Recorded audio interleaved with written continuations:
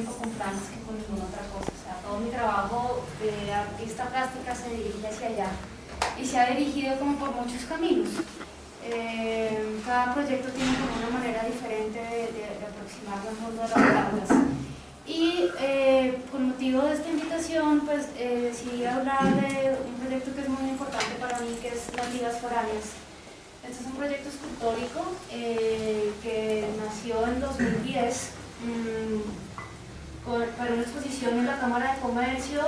Paula Silva fue la curadora y este gesto de la invitación de ese momento pues ha sido muy diciente para mí en estos 3 años, porque es un proyecto que sigue vivo, porque es un proyecto con plantas.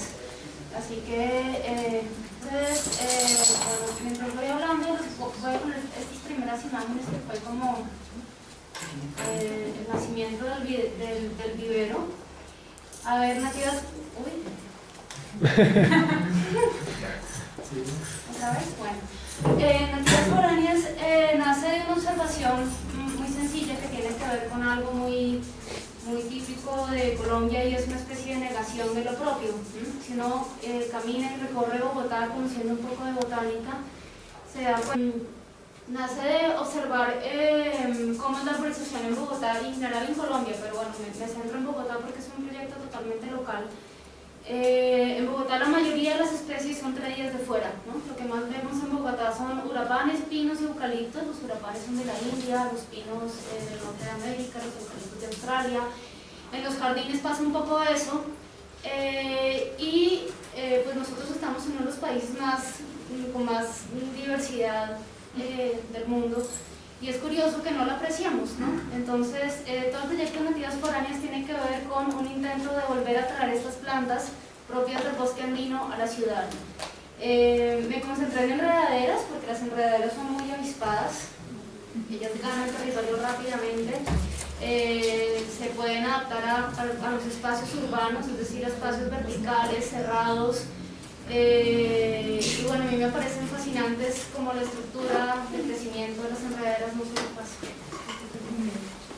Bueno, este video que pasa a toda velocidad es el primer video de cómo empezó el vivero, ¿no? Cómo empezó este proyecto. Tuve que hacer como muchos viajes al bosque andino y empezar a observar cómo se reproducían y cómo crecían estas plantas en el bosque. Hice muchos dibujos. Una de mis formaciones es ilustración botánica científica, entonces eso me ha hecho como aprender a observar y aprender de las plantas a través del dibujo. Y bueno, finalmente el proyecto exhibitivo de esta exhibición pues fueron todos esos dibujos y esos estudios y una gran especulación acerca de cómo crecería una escultura viva. Estos son dibujos de cómo crecen las enredaderas, qué estrategias tienen, ¿no? Algunas son de zarcillos, otras se apoyan, otras estrangulan los árboles. Cada enredadera tiene como una estrategia diferente de ganar altura y coger luz. La exposición, no quiero hablar tanto de la exposición, finalmente hice como unos mapas. Este era como el título de casi todas las pinturas, dibujos que hice. Es esto, un mapa de especulación de crecimiento para...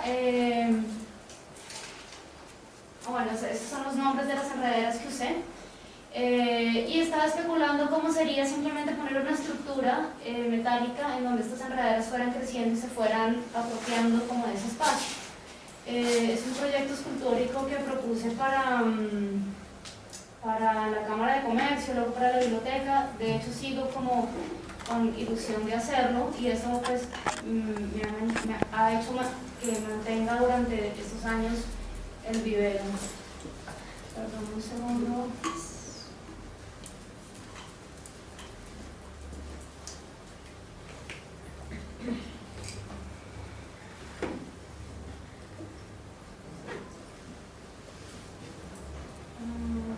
Esta es mi página, si en algún momento quieren como conocer un poco más.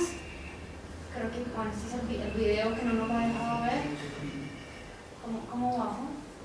Allá. Esta fue finalmente la exposición. Estos son como algunos de los dibujos pues, que estuvieron en esa exposición. La escultura finalmente todavía no existe, pero el vivero desde entonces pues es como una parte muy importante de mi vida, aprender a reproducirlas, a cuidarlas y a sembrarlas en otros lugares. Finalmente he sembrado varios jardines en donde es un poco la idea del antijardín, porque yo no quiero como cuidarlo ni diseñarlo, sino solo dejar que estas plantas invadan los espacios. Es lo que ha pasado en mi jardín, en jardines de amigos, en jardines de vecinos. Algunas personas me han comprado plantas, aunque no es como la intención principal del vivero esa, sino entender, hay un enunciado, digamos, muy común en la ecología ahora que dice como hay que cuidar la naturaleza. Yo pienso que solo hay que dejarla ser. Esa era una especulación de cómo sería la escultura. Y estas plantas son plantas de dejar ser. Ellas llevan adaptándose al clima de Bogotá hace 10.000 años, lo cual quiere decir que resisten las heladas y los calores y los bichos y todas las cosas. Y yo las encuentro pues muy bellas en realidad. Bueno, la escultura finalmente no se hizo en ese momento, el vivero fracasó, se me murieron casi todas las plantas y entonces decidí como ampliarlo y trabajar en bolsas un poco más grandes. Empecé como a descubrir cómo reproducir estas plantas. Muchas de ellas las hago por esquejes, otras las hago por semillas, otras las hago por traer plántulas pequeñas que nacen ahí en ese es mi taller jardín. Y un poco yo trato de no tocarlo y me sucede que todo el taller se vuelve un gran semillero, entonces estoy muy pendiente de todo lo que nace ahí para empezarlo a trasladar a bolsas y hacer un aprendizaje de fracaso, de error y de ensayar y ensayar y ensayar y también permitir que muchas cosas que suceden porque los pájaros vienen, porque los murciélagos dispersan semillas, en fin, todo el jardín se me vuelve como un semillero de especies nativas que estoy pasando a bolsas con el ánimo de hacer algún día esta escultura y mientras tanto pues he hecho varios jardines y espacios diferentes y pues he aprendido cantidades de estas plantas. ¿Dónde queda? Este jardín queda en La Soledad, en la 39A, muy cerquita del Pargo, y es un jardín pequeño, pero digamos que puedo abarcar yo por completo. Yo muevo la tierra, hago el abono, ensayo el semillero. Es un semillero, digamos, como fuera de toda tecnología, ¿no? Porque un poco, un día decepcionada, simplemente tiré las semillas y el año que se había inundado, en la época de lluvia se había inundado y empezaron a nacer todas las plantas. Entonces ahí me di cuenta que necesitaba mucha agua, entonces recolecto agua, lluvia, y en fin, ha sido como una cosa totalmente de experimentación con las plantas y de conocerlas muy bien, digamos. Este es el vivero en 2011, creo, o 12. Ahí ya van creciendo un poco más. Ahí está el semillero. Unos acercamientos de cómo van a ir evolucionando. Estas plantas, claro, se me enredan todo el tiempo, las tengo que estar desenredando. 2012. Este es un poco como está ahora. Este es 2012 también. Esto es como está ahora el vivero.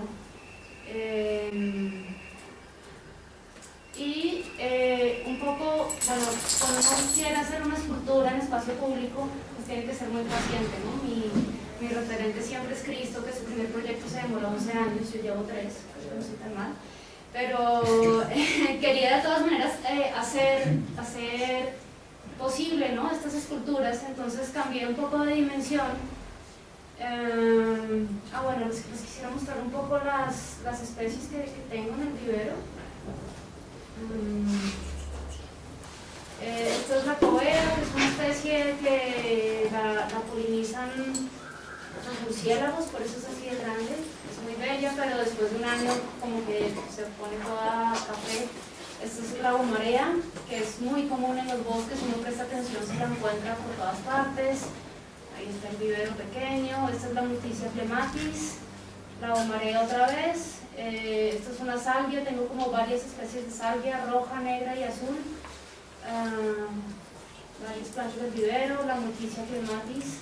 Esta es una especie de begonia que se pega a las paredes, podría ser como se usan la hiedra, que es tan común que vemos tanto en los jardines de Bogotá, pues funciona igual porque se pega a la pared.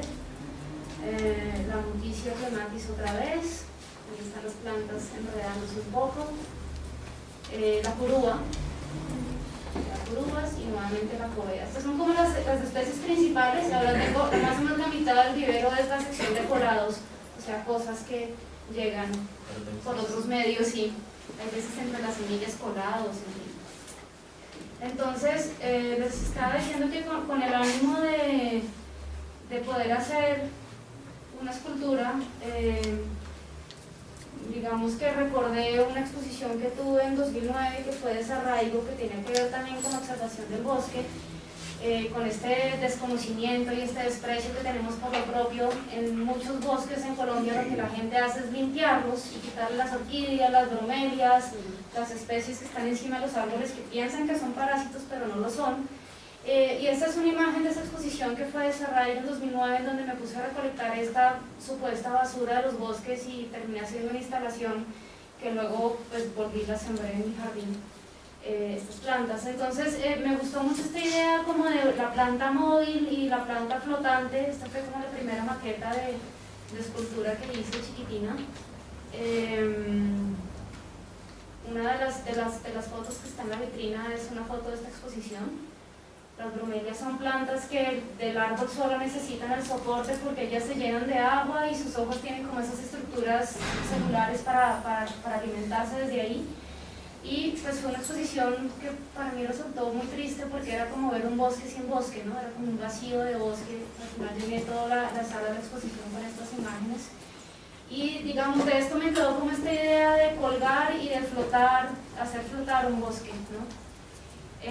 También en este entonces estaba estudiando semillas por los temas de botánica y empecé a entender que la semilla es una manera de hacer viajar el bosque, y que los mamíferos tienen una función, digamos, que se asocian con las plantas, así como las plantas dependen de los insectos para polinizarse, muchas de ellas dependen de los mamíferos para transportarse, ¿no? Entonces me gustó mucho esa idea de ser el mamífero que ayuda a dispersar el bosque andino a través del arte, ¿no?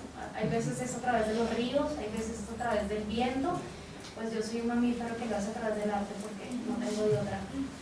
Entonces, bueno, empecé a investigar materiales de construir carreteras y empecé a inventar unas semillas. De hecho, estas especies de bolas en donde quiero transportar el bosque son diseños de fabáceas que estuve estudiando, que es como una haba enroscada, digamos, como una habichuela enroscada. Y quería esa sensación de la primera imagen como de levantar la tierra. Entonces, pues llevo como un año experimentando con cómo levantar la tierra. Entonces estuve mirando técnicas de construcción, de cómo se hacen los adobes. Esta fue como la primera etapa de ya como meter bosque andino en estos soportes y colgarlos. Esto fue hace un año. Todo es muy lento con las plantas, ¿no? Eso es como determinante porque el ritmo de la burocracia es uno, el ritmo del arte es otro y el ritmo de las plantas es completamente otro, ¿no? Yo entre una cosa y otra pasa un año tranquilamente mientras ellas se adaptan y eso ha sido como muy bonito, ¿no? Como respetar porque están vivas, es su tiempo y yo pues solo soy como el mamífero que intenta hacer algo con eso. Esta es una de las bolas más antiguas, así está hoy, esta foto la tomé hoy de hecho.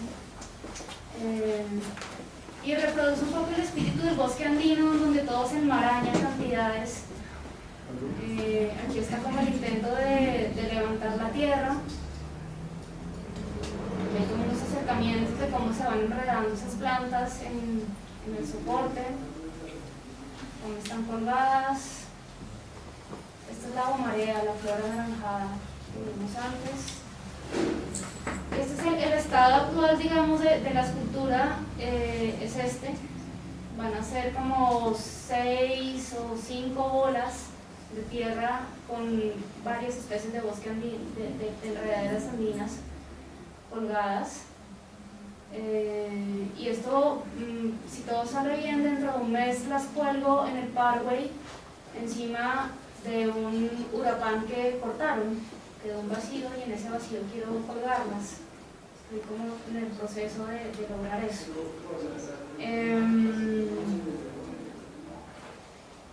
Aquí están, la idea es que sean mucho más frondosas, que lleguen a ser como una gran maraña flotante de enredaderas. Y bueno, ayer justo tenía una conversación y ustedes se preguntarán esto que tiene que ver con las semillas y con la alimentación y con todo esto. Y tiene que ver, digamos, en el sentido de creo que todos estamos un poco golpeados, o yo por lo menos estoy muy golpeada con esta idea de que nos unifiquen la vida, ¿no? Con qué comer, con cómo vestirnos. A mí me parece horrible, cada vez que viajo todo me parece igualito. Y somos un país tremendamente rico culturalmente y biológicamente, y estas leyes que tratan como de unificar todo son leyes, sí, el peligro de la globalización es la unificación, ¿no? Entonces yo creo que cualquier lucha por conservar la diversidad y la diferencia es válida, ¿no? Así no sea directamente de la alimentación. También ayer visitaba el vivero y me decía, bueno, ¿y estas cuáles son las plantas medicinales? ¿Cuáles son las que se comen? Y yo le dije, ninguna, y yo hice una apuesta por trabajar con plantas inútiles, ¿no? Casi todos trabajan con plantas útiles o inútiles para los humanos, ¿no? Mi jardín ahora tiene muchos mariposas y colibríes y murciélagos y otros vivos, otros seres vivos, y creo que es una apuesta que es importante hacer, ¿no? No hay que dejar de creer que somos el centro y que somos lo más importante, y yo un poco con esta frase de la exposición de acá la adapto y pienso como ninguna forma de vida es evitable, no tenemos en absoluto el derecho de elegir cuáles especies sí y cuáles no, simplemente todas, porque sí, aunque no nos sirvan de nada, porque el planeta es un organismo y cada ser vivo hace parte de un sistema y no sabemos, ¿no? Si quitamos uno, ¿qué pasa? Hay una frase muy antigua de la ecología, que es el efecto mariposa. También hicieron una película, pero no tiene nada que ver con eso. Se los voy a leer porque me encanta. ¿Sí saben de qué hablo, el efecto mariposa? Sí, claro. Cuando se siente... Entonces tiene que ver con eso, ¿no? No tenemos el derecho de elegir cuáles sí y cuáles no. Un movimiento de sus alas en un desierto en Australia repercutirá sobre las praderas del verde Lim, quizás mañana o dentro de 2 siglos bajo la forma de tormenta o de suave brisa, depende de la suerte, ¿no? Entonces, okay, la apuesta por las plantas inútiles tiene que ver con eso. Y también, como ya para concluir, la idea de un jardín sin jardinero, ¿no? Los jardines han sido como el reflejo de la relación que tenemos con la naturaleza, y casi siempre ha sido una relación de dominio, de gran dominio sobre las formas y sobre las vidas. La intención de trabajar con estas enredaderas del bosque andino es precisamente no dominarlas y dejarlas ser. Yo creo que es lo que la naturaleza necesita, no es que la cuidemos, es que la dejemos en paz. Entonces, creo que con eso concluyo, para no dejar una idea medio en punta.